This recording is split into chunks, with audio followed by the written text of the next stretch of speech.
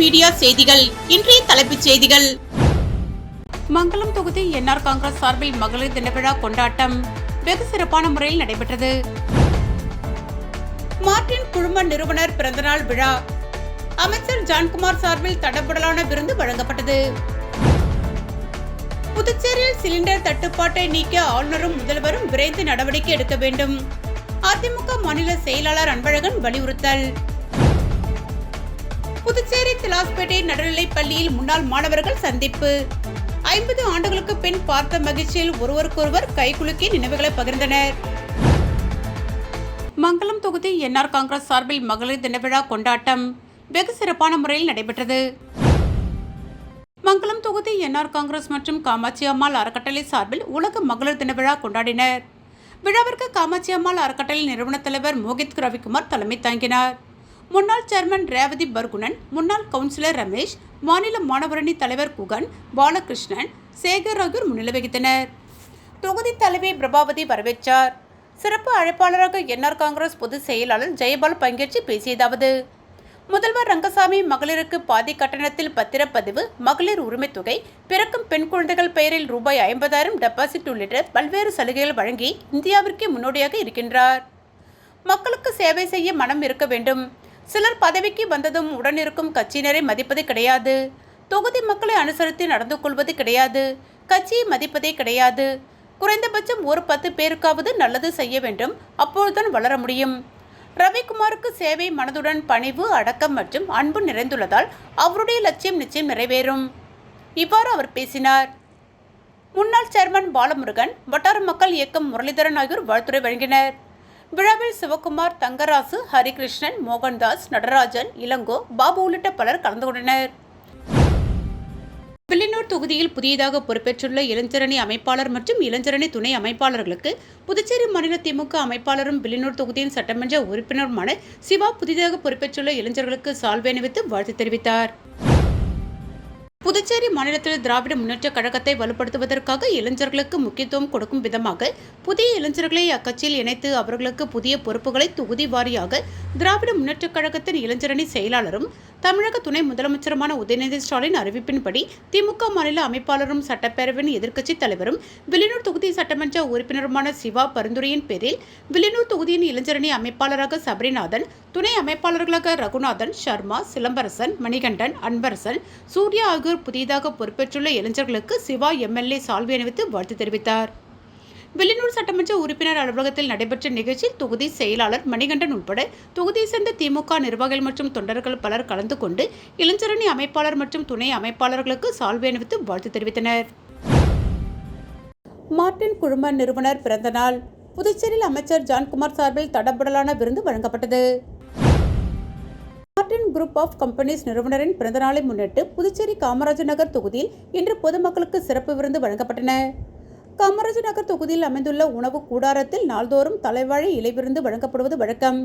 இன்று மார்டின் அவர்களின் பிறந்தநாளை முன்னிட்டு வழக்கமான உணவுகளுடன் கூடுதலாக இறால் வறுவல், கிங்ஃபிஷர், ஐஸ்கிரீம் மற்றும் ஜூஸ் வகைகள் வழங்கப்பட்டது.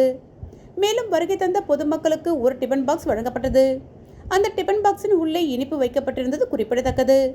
இந்த நிகழ்வு குறித்து அமைச்சர் ஜான்குமார் அவர்கள் கூறியதாவது: இன்று எனது தெய்வத்தின் பிறந்தநாள். அதை கொண்டாடும் விதமாக இந்த உணவு வகைகள் மக்களுக்கு சிறப்பாக கொடுக்கப்பட்டுள்ளது. வரும் அனைத்து மக்களும் வயிறார சாப்பிட்டுவிட்டு எனது தெய்வத்தை இன்னும் 100 ஆண்டு காலம் வாழ வேண்டும் என்று ஆசீர்வதிக்க வேண்டும். அதுவே எனக்கு மிகப்பெரிய சந்தோஷமாக இருக்கும். பிரம்மாண்ட கேக் மற்றும் பங்கேற்பாளர்கள் விழாவின் ஒரு பகுதியாக ஜான்குமார் பேரவை சார்பில் மாபெரும் பிரம்மாண்ட கேக் வெட்டி பிறந்தநாள் கொண்டாடப்பட்டது. நெல்லித்தோப்பு சட்டமன்ற உறுப்பினர் ரிச்சர்ட் ஜான்குமார் நேரடியாக கலந்து கொண்டு பொதுமக்களுக்கு உணவுகளை பரிமாறினார். காமராஜர் நகர் மற்றும் நெல்லித்தோப்பு தொகுதி தலைவர் விஜயராஜ் மற்றும் நிர்வாகிகள் இந்த நிகழ்வு உடனிருந்தனர். புதுச்சேரி காவல்துறையில் புதிதாக தேர்வு செய்யப்பட்ட சப் இன்ஸ்பெக்டர்களுக்கு பணி நியமன ஆணைகளை கவர்னர் கைலாஷ்நாதன், முதலமைச்சர் ரங்கசாமி ஆகியோர் வழங்கினர். புதுச்சேரி அரசு காவல்துறையில் புதிதாக தேர்வு செய்யப்பட்டுள்ள சப் இன்ஸ்பெக்டர்களுக்கு பணியாணை வழங்கும் விழா கம்பன் கலையரங்கத்தில் நடைபெற்றது. விழாவில் கவர்னர் கைலாஷ்நாதன், முதலமைச்சர் ரங்கசாமி ஆகியோர் கலந்து கொண்டு 58 சப் இன்ஸ்பெக்டர்களுக்கு பணியாணைகளை வழங்கினார். நிகழ்ச்சியில் சபாநாயகர் செல்வம், உள்துறை அமைச்சர் நமச்சிவாயம், தலைமை செயலர் சரத் சௌகான், டிஜிபி ஷாலினி சிங், உள்துறை கூடுதல் செயலர் கேசவன், டிஐஜி சத்யசுந்தரம் மற்றும் காவல்துறை உயர் அதிகாரிகள் கலந்து கொண்டனர். புதுச்சேரியில் வருமான வரித்துறையின் புதிய அலுவலகத்தை சென்னை வருமான வரித்துறையின் முதன்மை தலைமை ஆணையர் சுதாகர் ராவ் திறந்து வைத்தார். புதுச்சேரி ரங்கப்பிள்ளை வீதியில் உள்ள BSNL கட்டிடத்தில் வருமான வரித்துறையின் புதிய அலுவலகம் அமைக்கப்பட்டு திறப்பு விழா நடைபெற்றது. புதிய அலுவலகத்தை சென்னை வருமான வரித்துறையின் முதன்மை தலைமை ஆணையர் சுதாகர் ராவ் திறந்து வைத்தார். நிகழ்ச்சியில் வருமான வரித்துறையின் மூத்த அதிகாரிகள் பத்மதாஸ், ஷாகிர் ஹுசைன், ஜெகதீஷ் சந்திரகர், சென்னை கூடுதல் வருமான வரி ஆணையர் வீரமணி, புதுச்சேரி கூட்டு வருமான வரி ஆணையர் அன்பழகன் ஆகியோர் கலந்து கொண்டனர். நிகழ்ச்சியில் முதன்மை தலைமை ஆணையர் சுதாகர் ராவ் பேசுகையில் 2022ஆம் ஆண்டு வருமான வரித்துறைக்கு ஒப்படைக்கப்பட்ட இந்த கட்டிடத்தை புதுப்பிக்க ஒத்துழைப்பு வழங்கிய BSNL அதிகாரிகளுக்கு நன்றி. வரும் 1ஆம் தேதி முதல் அமலுக்கு வரும் புதிய வருமான வரி சட்டம் 2025 6 சகாப்தங்களாக நடைமுறையில் உள்ள வருமான வரி சட்டம் 1961க்கு மாற்றாக அமலுக்கு வரும். இந்த புதிய சட்டம் காலாவதியான பிரிவுகளை நீக்கி சட்டத்தை சுருக்கமாக மறுசீரமைத்து எளிய மற்றும் தெளிவான மொழியில் வடிவமைப்பதன் மூலம் வரி அமைப்பை எளிப்படுத்தும் என்றார். புதுச்சேரி திலாஸ்பேட்டை நடுநிலைப் பள்ளியில் முன்னாள் மாணவ மாணவிகள் சந்திப்பு நிகழ்ச்சியில் 50 ஆண்டுகளுக்கு பிறகு தன்னுடன் படித்த நண்பர்களை பார்த்த மகிழ்ச்சியில் ஒருவருக்கொருவர் கைகுலுக்கி பழைய நினைவுகளை பகிர்ந்து கொண்டனர். புதுச்சேரி திலாசுப்பேட்டை நடுநிலைப் பள்ளியில் 50 ஆண்டுகளுக்கு முன்பு படித்த மாணவ மாணவிகள் அரசியல், வணிகம் மற்றும் உயர்ந்த அரசு பதவியில் பணிபுரிந்து வருகின்றனர். அரசியல் கட்சியினர், தொழிலதிபர்கள் முதல் அரசின் உயர்ந்த அதிகாரிகள் முதல் பலரை உருவாக்கிய சிறப்பு வாய்ந்த இந்த பள்ளியில் படித்த முன்னாள் மாணவர்கள் சந்திப்பு நிகழ்ச்சி அண்ணா சாலையில் உள்ள தனியார் உணவகத்தில் நடைபெற்றது. இதில் முன்னாள் மாணவ மாணவிகள் 100க்கும் மேற்பட்டோர் கலந்து கொண்டனர். தொடர்ந்து முன்னாள் மாணவர்கள் 50 ஆண்டுகளுக்கு பின்னர் தனது நண்பர்களை பார்த்து மகிழ்ச்சியில் பழைய நினைவுகளை நினைவு கூர்ந்து ஒருவருக்கொருவர் கைகுலுக்கி செல்ஃபி எடுத்து மகிழ்ந்தனர். மேலும் பல்வேறு விளையாட்டுப் போட்டிகள் நடத்தப்பட்டு பரிசுகள் வழங்கப்பட்டன. மேலும் பழைய நினைவுகளை ஒருவருக்கொருவர் பகிர்ந்து கொண்டு முன்னாள் மாணவர்கள் ஒன்றாக அமர்ந்து இரவு விருந்தையும் ஒன்று கூடி சாப்பிட்டு மகிழ்ந்தனர். இந்த நிகழ்ச்சிக்கான ஏற்பாடுகளை தொழிலதிபர் கிருஷ்ணமூர்த்தி, பழனி, பொன்னப்பன், சக்திவேல், செல்வராஜ், செல்வம் மற்றும் விழா குழுவினர் சிறப்பாக செய்திருந்தனர்.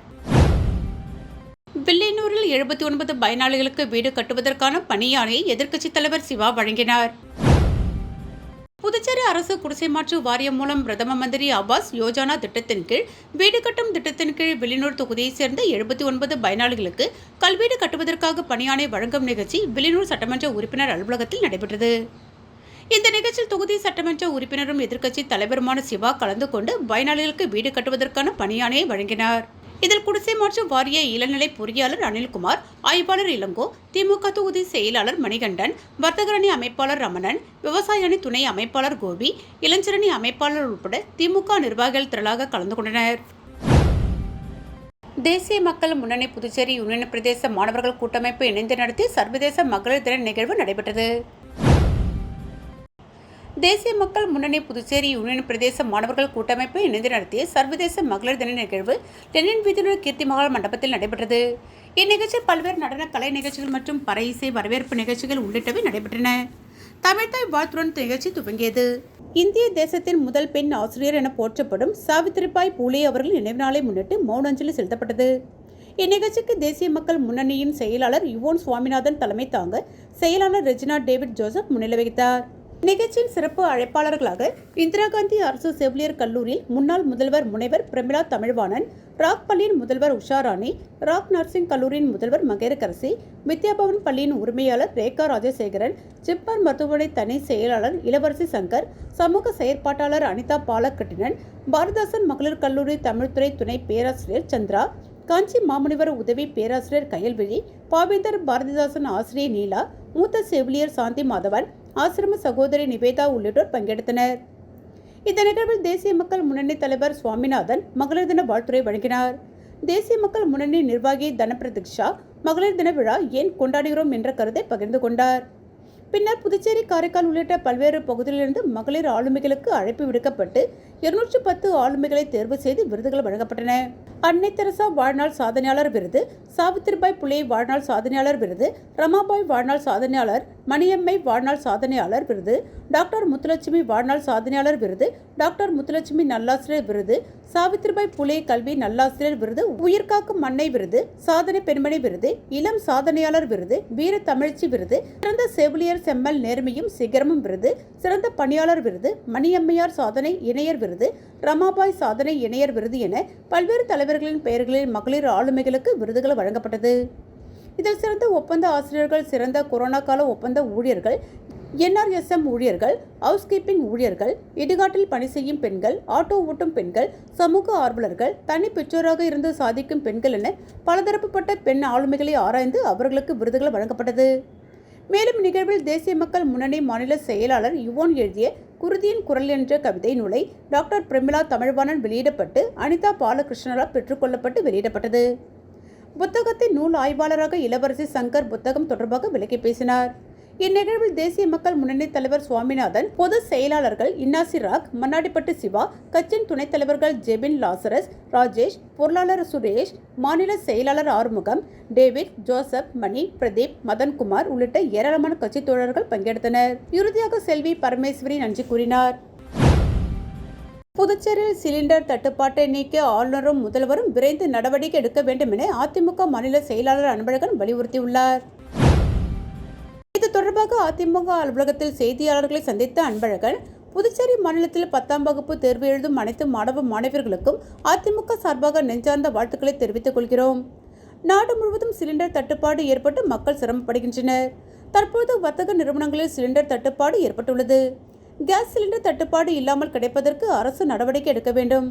அவசியம் ஏற்படும் பட்சத்தில் மத்திய அரசையும் எரிபொருள் துறை அமைச்சரையோ நாட்டு பிரதமரையும் முதலமைச்சர் ரங்கசாமி வலியுறுத்த வேண்டும். தேவைப்பட்டால் முதலமைச்சரும் ஆளுநரும் நேரில் சந்தித்து வலியுறுத்த வேண்டும். போதை ஆசாமி ஆளுநர் மாளிகையில் உள்ளே புகுந்து இருந்தது திட்டமிடப்பட்ட செயலல்ல.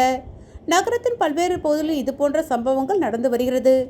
போதை ஆசாமிகள் வீட்டுக்குள் புகுவதும் அவர்களை வீட்டின் உரிமையாளர்கள் அடைத்து துரத்துவதும் நடந்து கொண்டுதான் உள்ளது.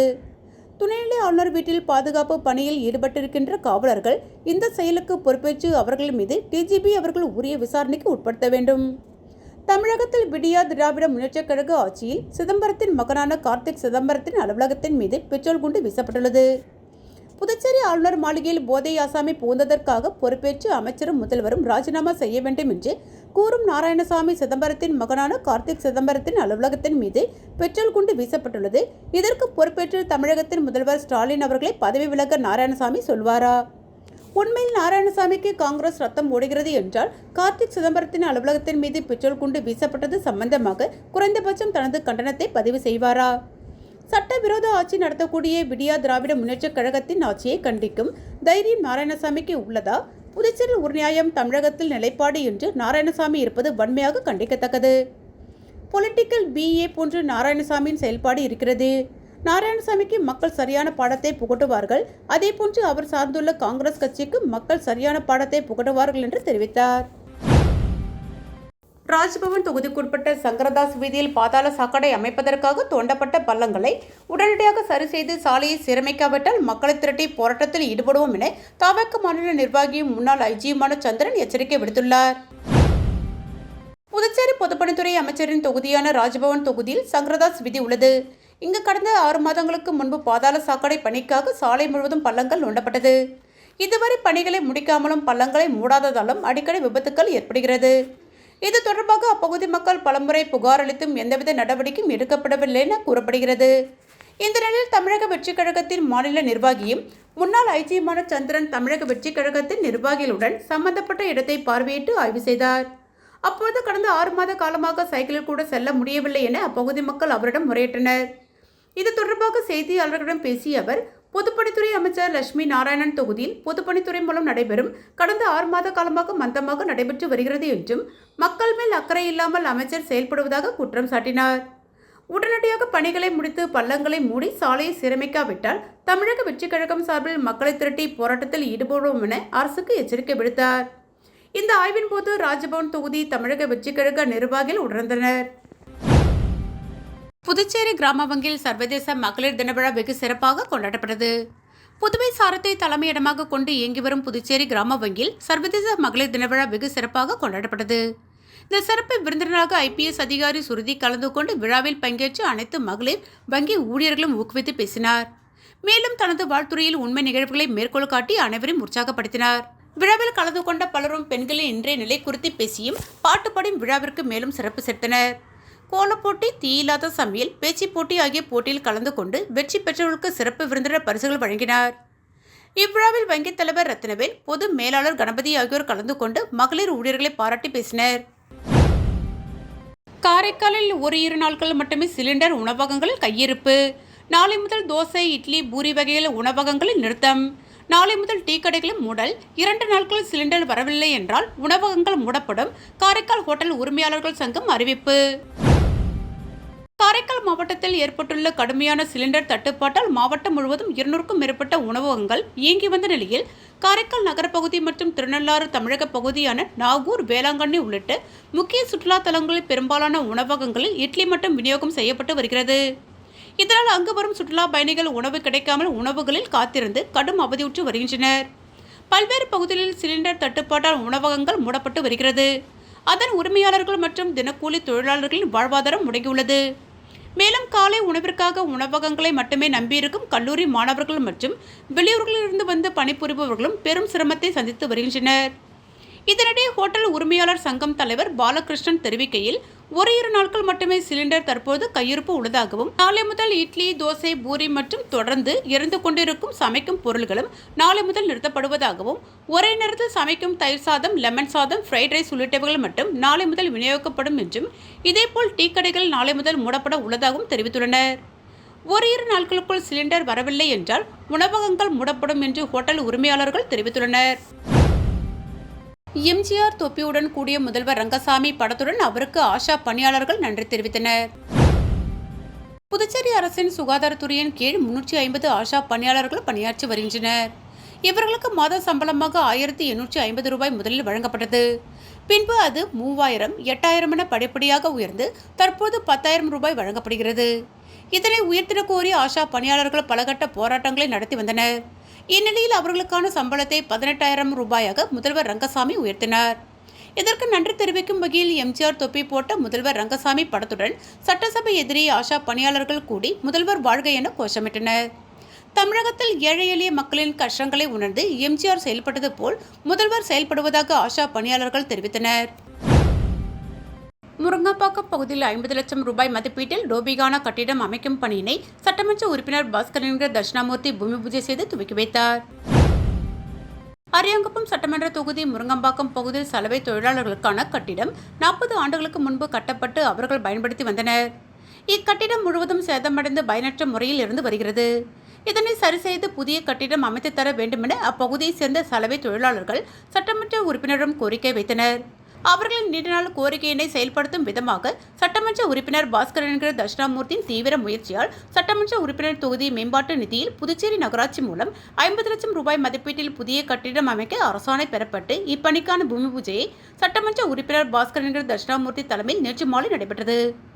இந்நிகழ்ச்சியில் புதுச்சேரி நகராட்சியின் ஆணையர் பாஸ்கர், உதவி பொறியாளர் வெங்கடாஜலபதி, இளநிலை பொறியாளர் ஞானசேகரன் மற்றும் என்ஆர் காங்கிரஸ் கட்சி நிர்வாகிகள், பொதுமக்கள் பலர் நிகழ்ச்சியில் உணர்ந்தனர். புதுச்சேரி திருபுவனை சட்டமன்ற உறுப்பினர் தொகுதி மேம்பாட்டு நிதியின் கீழ் ரூபாய் 69.20 லட்சம் செலவில் திருபுவனைப்பாளையம், திருபுவனை, சிலுக்காரிப்பாளையம் மற்றும் விநாயகப்பட்டு ஆகிய பகுதிகளில் சாலை அமைக்கும் பணியை தொகுதி சட்டமன்ற உறுப்பினர் அங்காளன் பூமி பூஜை செய்து தொடங்கி வைத்தார். திருபுவனைப்பாளையம் கிருஷ்ணா நகர் பிரதான சாலை 6வது மற்றும் 8வது குறுக்கு தெருவிற்கு ரூபாய் 12.10 லட்சம் செலவில் கருங்கல் ஜல்லி சாலை அமைக்கும் பணி, திருபுவனை திருமுருகன் நகர் விரிவாக்க பகுதியில் உள்புற விதிகளுக்கு ரூபாய் 32.20 லட்சம் செலவில் கருங்கல் சாலை அமைக்கும் பணி, சிலுக்காரிப்பாளையம் மயிலம்பாதை விரிவாக்க பகுதியில் ரூபாய் 11.20 லட்சம் செலவில் தார் சாலை அமைக்கும் பணி மற்றும் விநாயகம்பட்டு கிராமத்தில் ரூபாய் 13.70 லட்சம் செலவில் சுடுகாட்டு சாலையை மேம்படுத்தும் பணி ஆகிய பணிகளுக்கான பூமி பூஜை விழா இன்று நடைபெற்றது. விழாவிற்கு தொகுதி சட்டமன்ற உறுப்பினர் அங்காளன் தலைமையேற்று பூமி பூஜை செய்து பணிகளை தொடங்கி வைத்தார். மண்ணாடிப்பட்டு கொம்பியன் பஞ்சாயத்து ஆணையர் எழில்ராஜன் முன்னிலை வகித்தார். இந்நிகழ்ச்சிகளில் உதவி பொறியாளர் மல்லிகார்ஜுனன், இளநிலை பொறியாளர்கள் பாஸ்கரன், மனோகரன், ஒப்பந்ததாரர் ராஜேந்திரன், சந்தோஷ்குமார், ராஜேஷ், ஜேசிஎம் மக்கள் மன்ற திருபுவனை தொகுதி தலைவர் ரவிக்குமார், பொது செயலாளர் வடிவேல் மற்றும் அந்தந்த பகுதி கிராம முக்கியஸ்தர்கள், பொதுமக்கள் உட்பட பலர் கலந்து கொண்டனர். மீண்டும் இன்றைய தலைப்புச் செய்திகள். மங்கலம் தொகுதி என்ஆர் காங்கிரஸ் சார்பில் மகளிர் தின விழா கொண்டாட்டம் வெகு சிறப்பான முறையில் நடைபெற்றது. மார்டின் குழும நிறுவனர் பிறந்தநாள் விழா அமைச்சர் ஜான்குமார் சார்பில் தடபுடலான விருந்து வழங்கப்பட்டது. புதுச்சேரியில் சிலிண்டர் தட்டுப்பாட்டை நீக்க ஆளுநரும் முதல்வரும் விரைந்து நடவடிக்கை எடுக்க வேண்டும். அதிமுக மாநில செயலாளர் அன்பழகன் வலியுறுத்தல். புதுச்சேரி திலாஸ்பேட்டை நடுநிலைப் பள்ளியில் முன்னாள் மாணவர்கள் சந்திப்பு. 50 ஆண்டுகளுக்கு பின் பார்த்த மகிழ்ச்சியில் ஒருவருக்கொருவர் கைகுலுக்கி நினைவுகளை பகிர்ந்தனர். இத்துடன் A1 மீடியா செய்திகள் நிறைவு பெற்றன. நன்றி.